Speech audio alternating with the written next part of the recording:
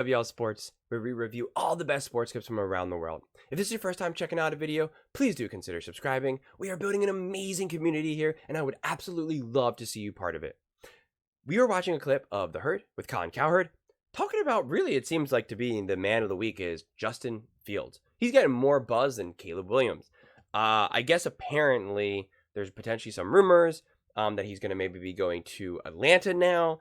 I know before they were kind of talking about him going to Pittsburgh or maybe even staying with Chicago. I've been talking to a ton of Chicago Bears fans on this channel in the comments. And to me, it sounds like what I'm gathering is that a lot of the fans want Justin Fields to stay. A lot of the fans don't think Caleb Williams is that good, which is just shocking to me. And it seems like the media of Chicago wants Justin Fields to be gone. They want Caleb Williams. But as someone told me in the comments just today, like literally a couple hours ago, that they did a poll like earlier before, and it was like the vast majority wanted Justin Fields to stay over Caleb. But now I guess now that it's getting closer to the draft, that's changed, and now it's something like 60%. So it is kind of coming down. I'm curious to see what Colin has to say with regards to this. We'll take a look. We'll break it down from there. Let's get into it. The Falcons are the leader in the clubhouse. On the same day that Raheem Morris at the Combine, the head coach of Atlanta, went to the podium and said, I wouldn't be here if we got better quarterback play. So the Falcons are in line for a quarterback and made a call last night. My feeling is it's not going to take forever. It is not going to take forever. Now, I don't think Atlanta is the best place for Justin Fields. I think he's better served because he's not a refined quarterback yet. I think he's better served going to an offensive coach, but Denver has one. They don't want him. The Giants have one. They don't want him. So I think Atlanta is the best place for him beyond those two. And here's why. Raheem Morris actually spent 4 years in Atlanta previously as a pass game coordinator. Raheem Morris, very good friends with Sean McVay, is one of the rare defensive coaches that really understands offense. It's also a weaker division, NFC South to the NFC North. I think the Lions and the Packers are stacked with excellent offensive talent for years to come, not even paying most of it yet. It's a dome over Chicago weather. And Atlanta, we said this multiple times during the season, probably has the most underrated offensive line in football. PFF has it 4. It's not as good as the Lions. You can argue it's as good as anybody else in the league. So in my opinion, now you will get a better version of Justin Fields. He's also going home, more comfortable, probably helps. The Falcons have the number 8 pick. They could take a quarterback, but you're going to get the 3rd or 4th best quarterback at number 8. You're not in there. Do you want to give up all this draft capital? I think Atlanta's always been the leader in the clubhouse. I don't buy Pittsburgh for Justin Fields. They don't know how to refine young offensive talent. They've been trying for years to do it with their offensive line. They can't figure it out. And he's not a refined player. So send him down to a defensive coach that understands offense, a bunch of young weapons in a dome, at home, weak division.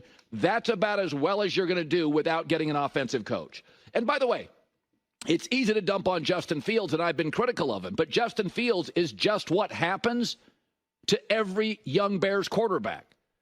Kyle Orton, Rex Grossman, Mitch Trubisky, Justin Fields, Cade McNown. You see glimpses, you have a good stretch, and eventually it doesn't work. So I want to take this opportunity to not to just talk trash about the Chicago Bears now. Like, I want to talk about more of where, how Justin Fields can succeed. Now, I think he can succeed in Atlanta for a few reasons that I'm surprised Colin didn't necessarily bring up. I agree with what some of Colin is saying. I would like to see him go to an offensive head coach, right? He does need to be developed. If memory serves me correctly, though, the OC though for the Falcons is coming from Sean McVay. If I might have got that wrong, but I'm pretty sure. And if that's the case, then that's an interesting setup. That's an interesting setup. It's not necessarily like a Ben Johnson or like a Shane Steichen back when, he was an OC. That would really be the best scenario that you could have if you have, a defensive head coach. But when you have someone like a Justin Fields, having an offensive head coach is really, really important. Especially, this is a new coach now for the Falcons, which if things are not going well, that coach is automatically uncomfortable, right? It's different when you're an established coach, and maybe things aren't going too well, but when you're not an established head coach and now you're bringing in a not established quarterback, it all depends on management. Management might say, yo, we know that this is a risk. Whether you make this work or not, we do not put this on you, right? Or maybe they're like, hey, we expect you to be able to make this work. You sold us in the interviews that you can make anything work, so let's go. Let's see what you got. I don't know. If it was me and I'm hiring these people and I thought that Justin Fields was our best chance, I would say, listen, I believe you, and as a head coach, do not feel pressure to make Justin Fields the world's greatest the greatest quarterback. If he's clearly limited and just it cannot be developed for whatever reason, do not start to panic do not start to make decisions. Do not start to scapegoat or put even more blame on other people just to avoid blame from yourself, because that's what happens, right? Like that's what happens. When you start to feel the heat, you just naturally start to blame other people. Oh, I could win. I'm an amazing coach. Justin Fields is just not good enough. What do you want from me? He's clearly not good. He failed in Chicago, and now he's failing here. It can just compound in that regard. But what the Falcons have going for them, where Justin Fields could potentially succeed, is that there's not this feeling of like restoring them to greatness. The Chicago Bears had this feeling of they were great, they were iconic, they were winners. Let's bring it back. We got Justin Fields. He's going to be the hero now. It's a lot of pressure, and it's a massive city and a very specific type of city. Atlanta is a little bit chiller in that regard. There is not this feeling of, come on, let's bring us back to our glory days, because there wasn't necessarily of that in Atlanta. I mean, really, who have been the Falcons since 2004 Michael Vick or whatever the year was? I mean, seriously, what really have the Falcons been since then? We're talking 20 years of just not a lot going on. And I would say that in that type of situation, the fans are not looking to Justin Fields as being the savior, as he is going to rescue us. I think it's very similar to a situation where Baker Mayfield went to Tampa Bay.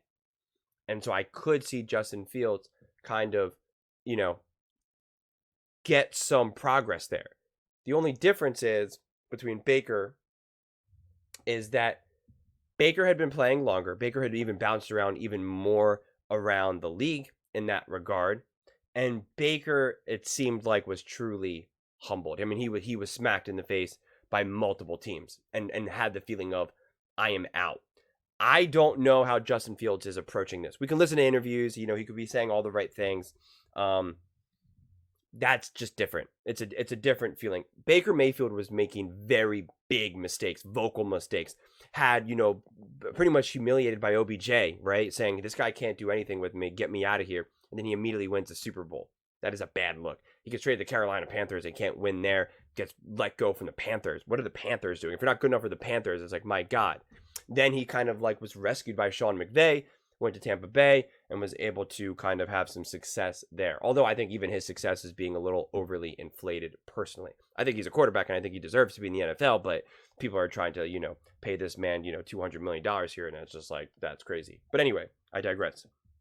With Justin Fields, it's just a quieter franchise. It's a quieter organization, and they get significantly less national media.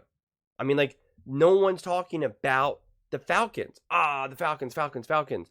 These other shows, whether it's First Take, The Herd, First Things First, they talk about the Chicago Bears way more than anything. And it's not because the Chicago Bears were competitive, but it's just because it's a more iconic brand in the NFL, as well as a more massive market. Chicago's massive. Chicago's absolutely massive. So it's a different market, more intense media than what you're necessarily going to get in Atlanta. It's not to say that there's zero pressure, right? Because of course there is, but it's definitely just going to be a different place. And I think Justin Fields would be able to playing in a dome, playing in an area where he can take off some of the pressure and just go to a new squad with a new coach. It is just new energy. But, and this is really my biggest caveat, and this is what I've said about Baker too, is that the adversity, the path that everyone's going to hit adversity, right? Patrick Mahomes, they won the Super Bowl. They had adversity throughout the season. But Justin Fields has a very short leash in that regard. Not to mean that, like, well, he's just going to get benched necessarily. But if he faces adversity in the beginning, right, they go 0-2, or it's the first couple games and he's thrown like 2 interceptions or, has a couple fumbles, things can really begin to compound. It's one of the, and again, the new head coach is going to feel that too. He's going to be like, oh my God, like this is finally my chance. Like, I got this. Let's go. Come on, come on, come on. It's just different. Things get so much more intense. You have Bill Belichick as a head coach. And before Bill Belichick has fallen from grace, he gets a new quarterback, Mac Jones or whatever, right? And things aren't going that well. Bill Belichick's not feeling the pressure, right? I mean, they gave him years to fail, essentially, before they finally said, all right, we don't want you anymore. A brand new head coach is feeling that pressure from the moment he walks into an interview. Before the moment he gets the call that says, hey, we would love to interview you. That's the moment that your heart is beating very fast and it's not stopping. It's just not. So that it turns up the temperature in the room. I mean, it really, really does. And that's not something that I think Justin Fields would be able to necessarily excel in unless things are going relatively well. So if they get a slow start, if he gets off to a slow start, I just think it has potential to just really blow up. But that's the reality, really, no matter where Justin Fields is going. Again, it was kind of similar to what we saw with Baker Mayfield when he went to the Panthers. Things were just kind of ugly, and it was just like, oh my God, can this guy just not even play football anymore? I mean, you were really asking that question. He was completely saved by that game-winning drive and playing great with Sean McVay. I mean, that completely saved him. People were like, well, if he could do this with Sean McVay, he's clearly good. Maybe it really was just what was going on in Cleveland. Who the heck are Cleveland? Like, that's what happened. But Justin Fields is not being rescued by, one of the best offensive-minded coaches in the NFL. He's not getting exposed to Shanahan, to McVay, to Andy Reid. And sometimes a guy like Justin Fields needs that.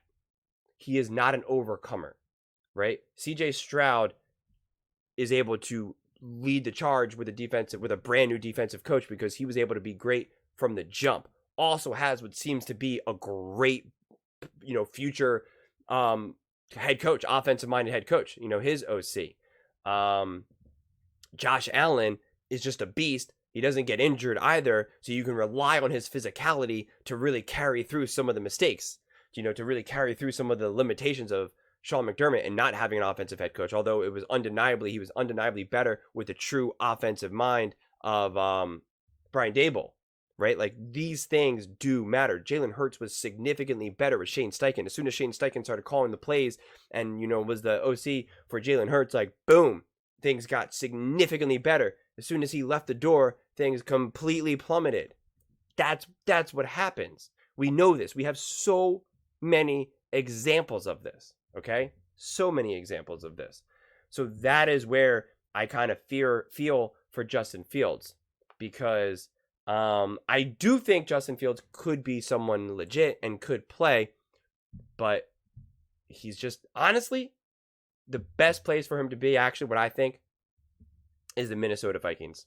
I think that head coach, I think that culture, not to say that I want him to go there or that is available or that, again, that they want him in any kind of way, but really that culture, that fan base, and their head coach, because he's offense.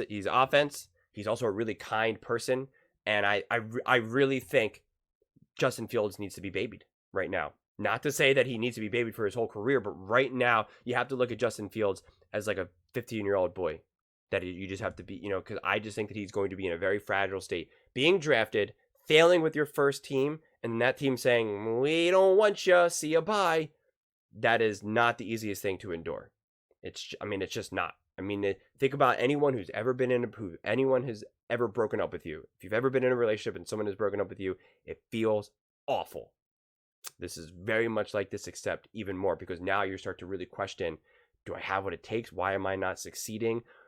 Or you're delusional and you start to lie and tell yourself, I got this. This is on them. I'm the best. I'm the greatest. And that's definitely not the way you want to go about doing it, which is why you need a good coach who can say, yo, listen to me, right? Sean McVay says, Baker, shut up and listen to me.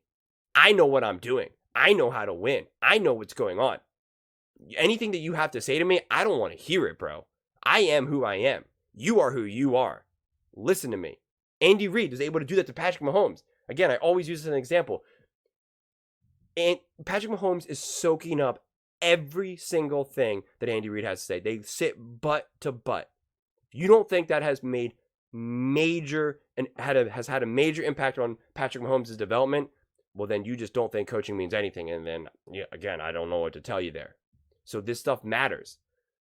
Justin Fields needs that. Justin Fields needs to be exposed to someone who they just say, shut up, listen, or, buddy, I got this. Stick with me. All right, come on, we got this. But it has to be from someone who has a place of success. There's got a lot of trust that needs to be developed with Justin Fields. And I hope he can do it. I hope he can succeed. I think having Justin Fields maybe turn this around and be a good player could be, good for the league, because he is a dynamic, more fun player to watch, and the more good quarterbacks we have in the NFL, the better it is. I mean, it just is. Having these leagues and having these teams where you just know this quarterback's not good, they're going to be drafting a quarterback next season, like, it just gets old. That's less fun.